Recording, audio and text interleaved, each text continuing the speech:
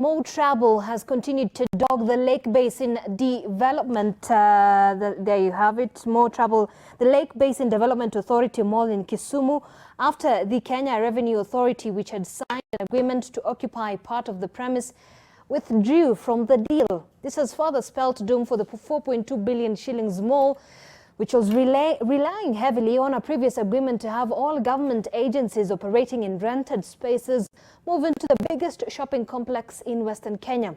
But the return on investment is yet to be felt years after its completion. Oko Kosa now joins us from Kisumu with the details. Oko, a very good afternoon to you.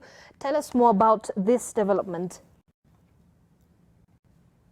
Well, Zainab, of course, there were high hopes that with the taxman's occupation in the mall, that would also translate into increased traffic by attracting more clients or customers or tenants into the complex. But as we speak now, as things stand now, as we all know that KRA has withdrew, that remains a pipe dream. As at now, we managed to speak with the MD and the chairman, that is Calvin Sowidi, who confirmed that indeed KRA had withdrew from the deal, which had reached its final stage for unclear reasons. That is what we are made to understand. As we speak now, it's only the Communication Authority of Kenya, that is the only government agency that is operating from the mall. It's occupying part of the third floor inside the mall. And we are talking of about 30% occupancy as at now. And this is not the first time actually a major client or tenant is withdrawing in the final stages. Earlier on, like 2 years ago, Tuskys supermarket, which was meant to be the anchor tenant in the complex, also withdrew, citing a number of reasons, and that also sort of delayed or was sort of like a setback to the facility management. So as we speak now, the mall is still struggling to attract tenants.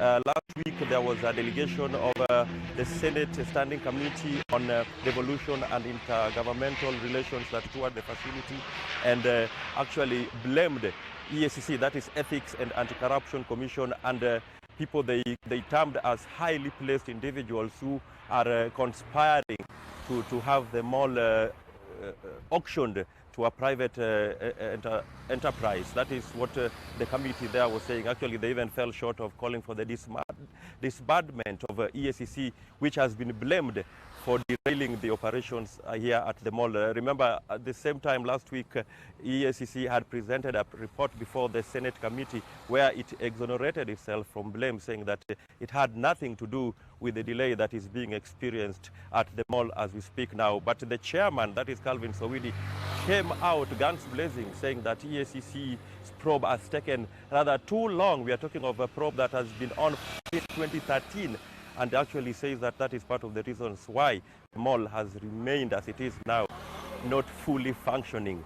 Actually, Owidi went ahead there to say that they are losing up to 230 million shillings every month, that the mall is capable of raising up to 230 million every month, but that is not happening.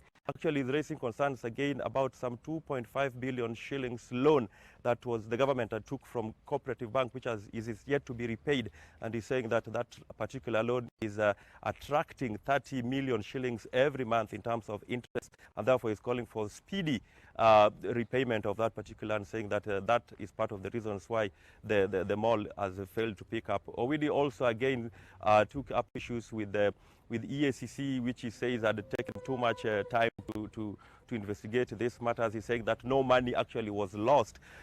Remember, this mall was supposed to have been constructed at 2.5 billion shillings, but at the end of it, it costed 4.2 billion shillings, and therefore those additional costs that is where these concerns were being raised, and the chairman there tried to explain that those additional costs were occasioned by some facilities which were added, which were not previously captured but were later on added, like the concrete wall you're seeing on my left here, which is 1.6 kilometers. He also spoke of a 3-star hotel which was not previously in the plan, and an amphitheater, some showroom, a tire center. So he says that those are some of the facilities that cost that upscale of costs in terms of construction of this particular mall. So that is the rental development. We are yet to get official prediction from KRA exactly why they decided to withdraw from this particular deal that had been signed earlier. Back to you.